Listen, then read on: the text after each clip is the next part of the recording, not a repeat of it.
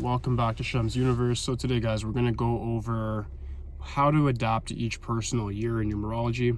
So as I said before, guys, you guys can disagree on this if you would like, but the personal year starts on your birthday. That's the only way it would actually make sense. It's your personal year.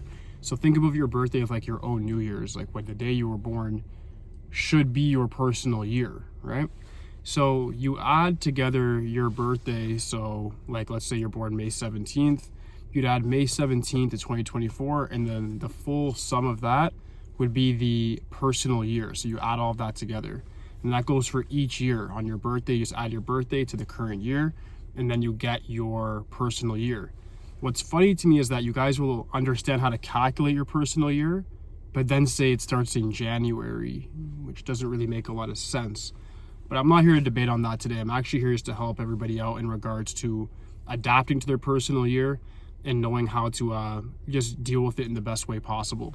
So every year is interesting because it offers you different ways of going about things or different ways of doing things. When you're in a personal 1 year, for instance, you have to look at that as a year of where you have to be extremely independent, extremely innovative, and you need to be somebody who doesn't look for an easy way out of situations, because a 1 year is going to offer you challenges to become more of a dominant person. So you're going to find yourself getting challenged by your peers a lot, situations, maybe you get fired from your job. It's a start of new beginnings. So for some people it could be very good, and for others they find it to be very bad, depending on if they like change or not. I find them more adaptable, especially when you look at astrological signs and more mutable signs. Enjoy personal 1 years better because they actually like the idea of fast change, and they can go through it easier, especially even when it comes to life paths. Life path 5s like that the most as well, and 9s. Personal 1 years with 9s is debatable, but they are pretty adaptive. They're tapped into their energy, they'll like it. When you look at personal 2 or 11 years, that's a very extreme polarizing year. I'm currently in one right now. What I could say about it is that it's an emotional year when it comes to dealing with people, partners, family, friendships, business. All those things are going to come into the equation. But the major thing is that if you can keep control of your emotions while everybody else is in dismay, you can dominate a personal 2 or 11 year very well. The 2 is just known as the god over emotions, or the 11. And you have to understand that if you can control your emotional volatility, make sure it doesn't go up and down, you just stick with what you're on, meaning your purpose, your imperative in life, and you sort of just tackle through, you'll find that you actually manifest a lot quicker in a 2 or an 11 year, because you have to understand, especially if your year adds to 11, it's a very, very good year for you to manifest. You can manifest all of your dreams in an 11 personal year, because that's a master number energy. So if your emotions are actually being fueled by your situation, you use it to propel yourself to the top. You then are using the energy of your personal year properly. But if you use it to bog you down, meaning you're just letting the turmoil that's going on around you, other people saying things to you, critics, you're letting those things get to you, then you're going to overall just fail in life for that year anyways. Personal 3 years is arguably the best luck years, except for life path 6s, it's not. For personal 3 years, the thing is that you have a lot of good luck when it comes to just money, group orientation, when it comes to just working with people. It's a very social year. So it's a year where even if you stepped off the gas, you'd be okay economically. But if you actually, my recommendation, I'm a life path 8, so you already know I'm a workaholic. If you actually put your foot pedal to the metal, you're going to actually do a lot better, in my opinion, and you'll get a lot faster money.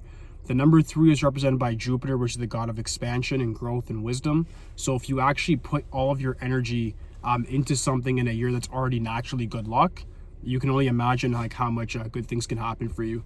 Other little tips as well is, I'd say play lottery, do a little bit of gambling in that sort of year. You might find you just get a lucky break as well. The number 4 year is interesting. It's a hardworking year, so it's very opposite to number 3, where it's like, oh, it was all fun and games. If you can take the 3 year and work very hard and then go into a number 4 year, you'll find it a lot easier. You'll find that your personal 4 year gives you the ability to work very hard, yes, promote yourself, be very pragmatic. If it happens to be a 22 year, you're looking at a situation where you can manifest at a very great deal again, very similar to that 11 personal year, and you can actually make quite a bit of wealth. I'd say the 11 year would make you like notoriety, fame, recognition for your work, but the 22 year would give you a lot of material wealth if you actually put the energy in. When you look at a personal 5 year, personal 5 is all about freedom, travel, sex, all that stuff, all the cool stuff. You want to take a 5 year to really treat it like a 3 year, in a sense of being very, very deliberate with what you're doing. It's another very good luck year. 5 is good luck to all. It's the middle of the numbers 1 through 9. So it gives you good luck all the way around. So when you look at the 5 personal year, when somebody's in that, I always say, okay, take the time to travel, do all that stuff. But you have to understand 5 gives you freedom of time.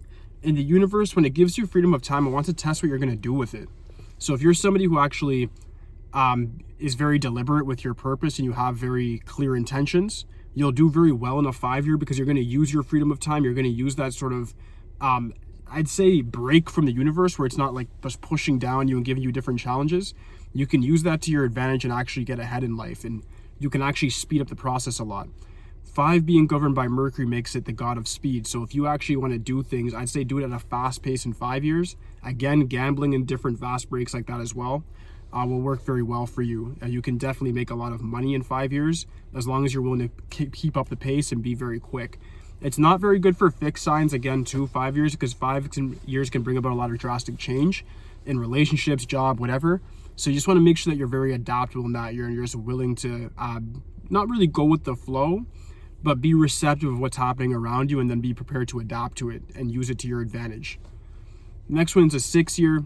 6 years are interesting because it's more about like home, family, healing. I'd say first and foremost, in a personal 6 year, you should be looking to spend more time with your family. Absolutely. You should be looking to spend more time with your intimate partner if you have one. And if you don't, you should be looking to find one in a personal 6 year. That's going to give you massive good luck, especially if you're looking to start a family. Also, in a personal 6 year, excuse me, you can actually look at different things that they never bring up. Because remember, home and family. You can look at things like buying new real estate in personal 6 years. It's going to be advantageous for you.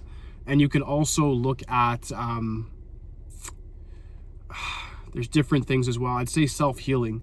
So if you want to take you can take vacations in that, but the 5 years more the fun and games. The 6 years where you want to, if you get away, you want to do things to rebuild your mind, your body, take a lot of supplements that year to build yourself up, become more robust. And I'm going to explain why in a second in the next personal year. But you want to really build yourself up in a 6 year to be very formidable for the year that's coming. The personal 7 year is a year where there could be a lot of mishaps, one of the worst luck years anybody could have, minus life path 7s and birth number 7s, I'd say. They do quite well, of course, in their own energy. The personal 7 year, I would arguably say, is a year where you have to be very, very careful when you're active. You're very prone to injury, of course. Everybody already knows that. It's more of a mental number, not really a physical one. But you can still use the year to practice form. If you're in the gym, I'd say be very, very careful with your form, the way in which you're doing things. And also you need to treat it like a year of not really theory, but a year where you can theorize how to make money, a year where you can start making different plans. It should be a year of planning and staying low key and not telling secrets to other people. One of the worst things you can do in a 7 year is actually open your mouth too much and talk. It's not a year really to communicate with other people. It's a year to really keep to yourself. And you'll have a lot more of an advantage in comparison to trying to make other people understand your vision or get along with other people. It's a year where I'd arguably say you could be antisocial and you'll have better luck than being social. Next one is a personal 8 year. A personal 8 year is always very important, just simply because you can make a lot of money in that year, but it's a karmic year. It's very similar to, I would say, it's very similar to the master number years in a certain extent because it's karmic. The only thing, you can manifest very good things, but you can also manifest very bad things. And the thing with Saturn, the governor over 8, is that it's very, very strict. So you have to make sure that you're doing things in a very righteous and cohesive way in an 8 year to then see consistent results. So I mean, you have to have congruency with your thought, your word, and your action to actually get things done. And if you don't do that, then you're going to find that the 8 personal year sort of crushes you instead of propelling you to the top the way you should. The 8 is always known as a kingmaker, or somebody who can make a king into a peasant or a queen into a peasant. So you have to just look at it from that perspective and see, what do I want to do in this year? Am I going to be deliberate? Am I going to actually have very strict convictions, and intentions? Or am I just going to get boggled down by the challenges that the 8 gives me? A lot of the times they will also bless you with challenges, meaning you're going to run into different obstacles, but you have to use those obstacles as stepping stones to rise to the top. Last one, actually second last, there's one other number I missed. The personal 9-year is very good as well. It's a year of endings, a year of conclusions, which can be good if you want to get a divorce, do it that year, break up with somebody, move out of your house, do it that year. I would say even a lot of people wouldn't even recommend this. I do. Moving into a new home or buying a new vehicle in that year could be good if you're done with something that's been old or used for a long period of time. If you got something that's new and you're just kind of replace it, no. If you have something that's been old and you're saying, is it end to this? I got to get something new now. That's going to work out very, very well for you. I'd also just say to look at your transit period to know when exactly is best to do that, meaning what exact month in a personal 9-year you know to do that sort of thing. But nonetheless, you can actually have a lot of good luck making those type of changes in a 9-year. It's a year where you should be the active force decimating certain things from your life to bring improvements into it. It's also a year I'd say you have to be very adaptive as well, because random endings can happen to you. So you just got to make sure that you're willing to roll with the punches. In the last 9 personal year I had, which was 2022, I went through like a massive breakup, which was something that I was with a girl for about 8 years, broke up. But at the end of the day, it worked out better for both of us. We're still, I'd say, cordial. So we're still friends in a certain aspect, I guess.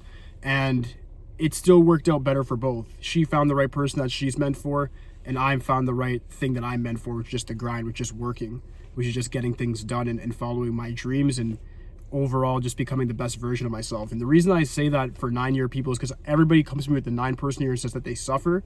You have to be willing to go through that suffering, and it's going to feel like a really harsh burn at first. Trust me, it hurts a lot. But when you get through that pain, it's going to be a lot better for you. And you're going to realize in your personal 1 year, when we restart that whole thing, you're on a fresh slate, and you're going to have a lot more opportunities available to you. So that is it for today pretty much, guys. The only one that I did miss is that 33. It's very similar to the 6. The 33 is just simply manifestation amplified again. If you have a 33 year, what I'd always say is make sure that you're really, really intense in your intentions, meaning like you really know what you want to do. It's the year to write out all the affirmations. It's the year to get up early, take the cold showers, read all the self-help books. It's the year to really, really capitalize on the luck that you have, because 2 3s is good luck. So it's an even better lucky year than a 3 personal year. So if you have that, what I'd say is you want to make sure you use it for economic purposes and then health related purposes, meaning if you're obese, lose a lot of weight. If you're slim, skinny like me, build a lot of muscle in a year like that. And then also you can look to influence other people in a year like that. If you want to get into things like politics, look for promotion at work, any sort of exploration where you're looking to just improve a certain facet of your life, the 33 year is perfect to do that, because it's the governor over influence. So whatever emotional energy you put into a certain facet of your life, the 33 is going to expand it using the energy of the 3, and the 6 is going to make it look all around better. So you actually can make a lot better circumstance for yourself using the 33 energy. All right, so that does conclude my video for today, guys. If you have any questions for me, just please leave in the comment section. Aside from that, like, subscribe, holla at me. It's it for today, guys. Peace.